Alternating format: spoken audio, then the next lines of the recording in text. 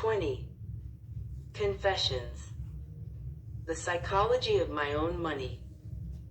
Andy Gottsman, a billionaire investor who founded the S consulting group First Manhattan, is said to ask one question when interviewing candidates for his investment team: what do you own and why? Not, what stocks do you think are cheap, or what economy is about to have a recession? Just show me what you do with your own money. I love this question because it highlights what can often be a mile-wide gap between what makes sense, which is what people suggest you do, and what feels right to them, which is what they actually do.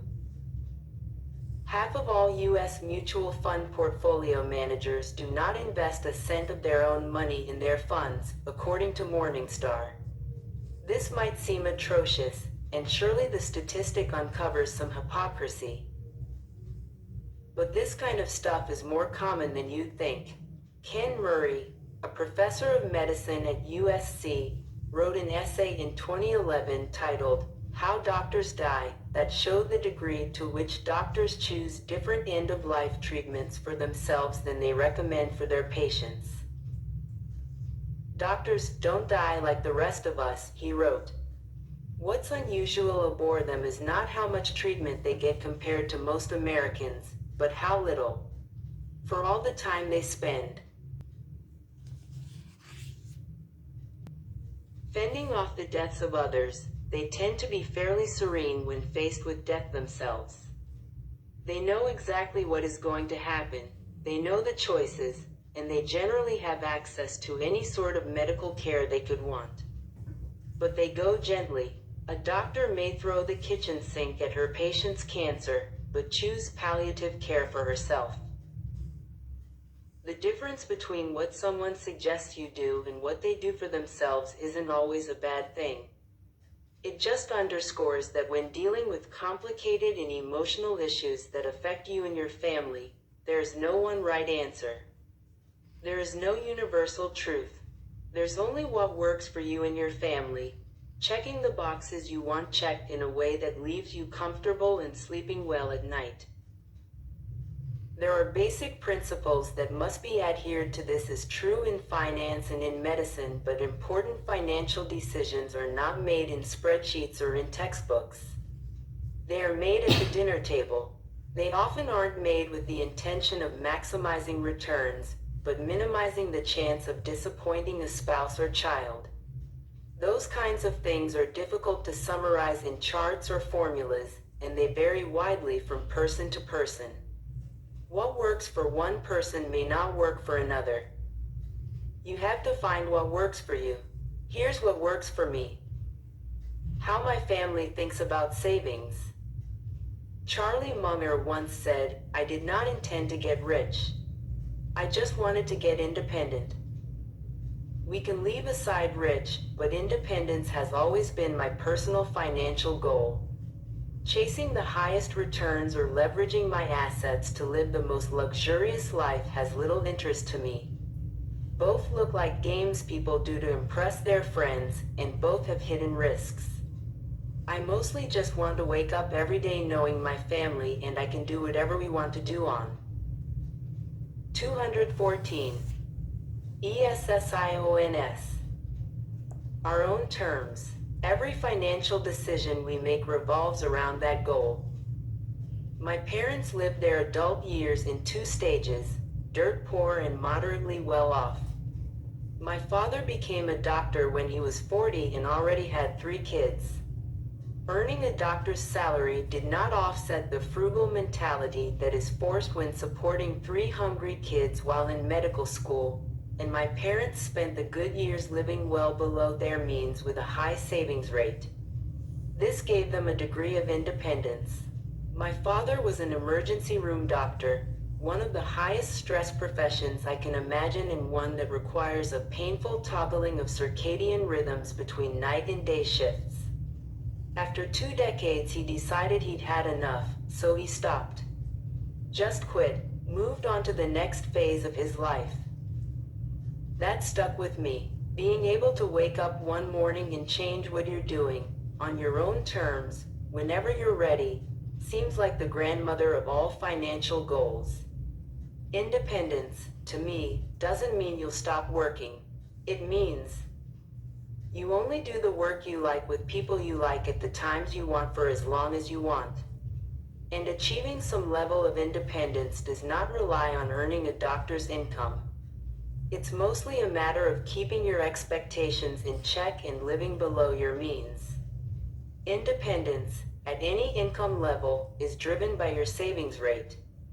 And past a certain level of income, your savings rate is driven by your ability to keep your lifestyle expectations from running away. My wife and I met in college and moved in with each other years before we got married. After school, we both had entry-level jobs with entry-level pay and settled into a moderate lifestyle. All lifestyles exist on a spectrum, and what is decent to one person can feel like royalty or poverty to another. But at our incomes, we got what we considered a decent apartment, a decent car, decent clothes, decent food. Comfortable, but nothing close to fancy. Despite more than a decade of rising incomes, myself in finance, my wife in healthcare, we've more or less stayed at the lifestyle ever since. That's pushed our savings rate continuously higher. Virtually every dollar of raise has accrued to saving our independence fund. We now live considerably below our means, which tells you little about our income and more about our decision to maintain a lifestyle that we established in our 201. If there's a part of our household financial plan I'm proud of, it's that we got the goalpost of lifestyle desires to stop moving at a young age. Our savings rate is fairly high, but we rarely feel like we're repressively frugal because our aspirations for more stuff haven't moved much. It's not that our aspirations are non-existent. We like nice stuff and live comfortably. We just got the goalpost to stop moving. This would not work for everyone, and it only works for us because we both agree to it equally. Neither of us are compromising for the other. Most of what we get pleasure from going for walks, reading, podcasts costs little, so we rarely feel like we're missing out. On the rare occasion when I question our savings rate, I think of the independence my parents earned from years of high savings, and I quickly come back. Independence is our top goal. A secondary benefit of maintaining a lifestyle below what you can afford is avoiding the psychological treadmill of keeping up with the Joneses. Comfortably living below what you can afford, without much desire for more, removes a tremendous amount of social pressure that many people in the modern first world subject themselves to. Nassim Taleb explained, "True success is exiting some rat race to modulate one's activities for peace of mind." I like that. We're so far committed to the independence camp that we've done things that make little sense on paper. We own our house without a mortgage, which is the worst financial decision we've ever made, but the best money decision we've ever made. Mortgage. 216. Interest rates were absurdly low when we bought our house. Any rational advisor would recommend taking advantage of cheap money and investing extra savings in higher return assets like stocks. But our goal isn't to be coldly rational, just psychologically reasonable. The independent feeling I get from owning our house outright far exceeds the known financial gain I'd get from leveraging our assets with a cheap mortgage. Eliminating the monthly payment feels better than maximizing the long-term value of our assets. It makes me feel independent. I don't try to defend this decision to those pointing out its flaws, or those who would never do the same. On paper it's defenseless, but it works for us. We like it, that's what matters. Good decisions aren't always rational. At some point you have to choose between being happy or being right. We also keep a higher percentage of our assets in cash than most financial advisors would recommend, something around 20% of our assets outside the value of our house. This is also close to indefensible on paper, and I'm not recommending it to others. It's just what works for us. We do it because cash is the oxygen of independence, and more importantly, we never want to be forced to sell the stocks we own. We want the probability of facing a huge expense and needing to liquidate stocks to cover it to be as close to zero as possible. Perhaps we just have a lower risk tolerance than others. But everything I've learned about personal finance tells me that everyone without exception will eventually face a huge expense they did not expect, and they don't plan for these expenses specifically because they did not expect them. The few people who know the details of our finances ask, "What are you saving for? A house? A boat? A new car?" No, none of those. I'm saving for a world where curveballs are more common than we expect.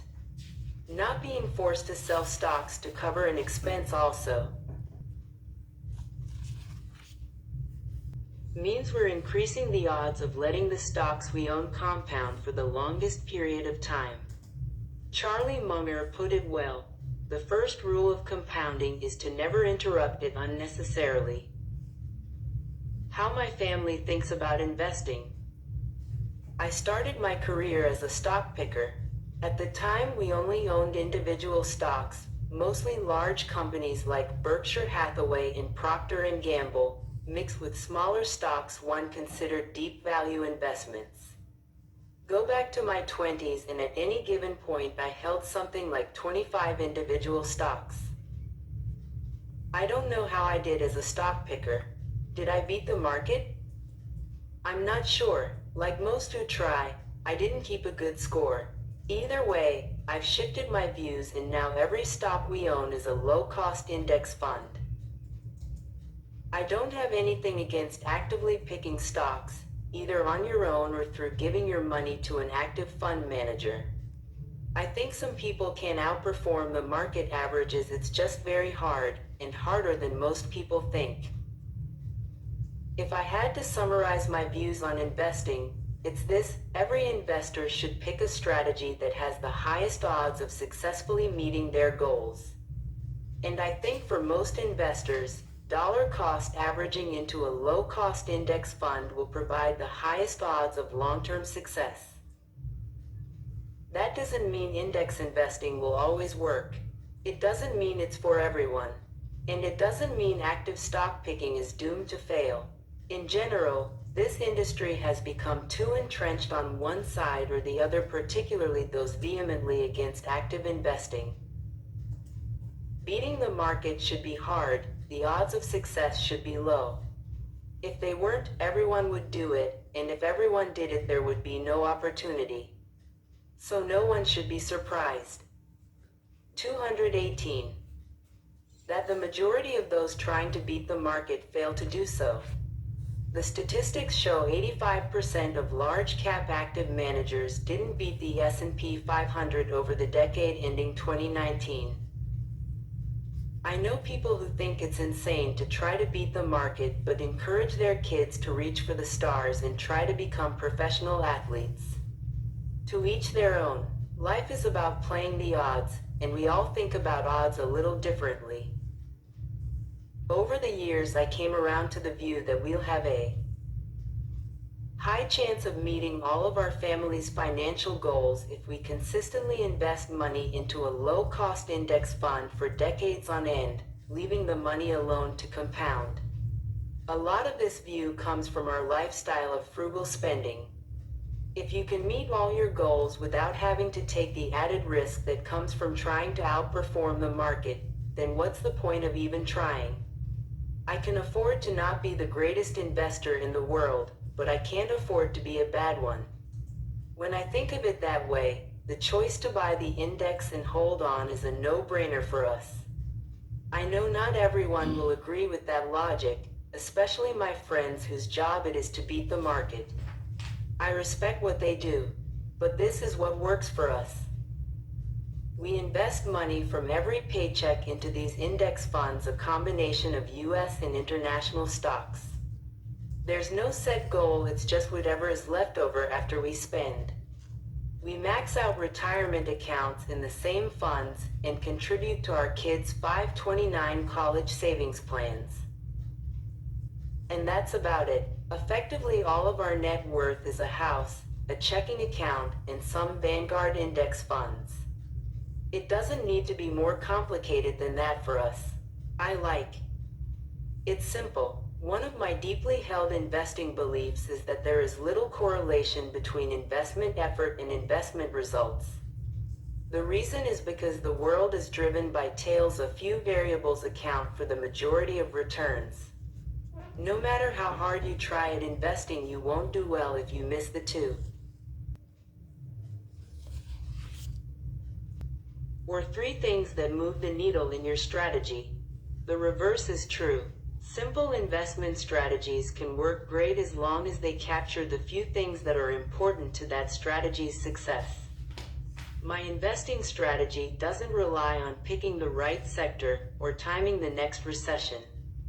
It relies on a high savings rate, patience, and optimism that the global economy will create value over the next several decades. I spend virtually all of my investing effort thinking about those three things, especially the first two, which I can control. I've changed my investment strategy in the past, so of course there's a chance I'll change it in the future. No matter how we save or invest, I'm sure we'll always have the goal of independence, and we'll always do whatever maximizes for sleeping well at night. We think it's the ultimate goal, the mastery of the psychology of money. But to each their own. No one is crazy.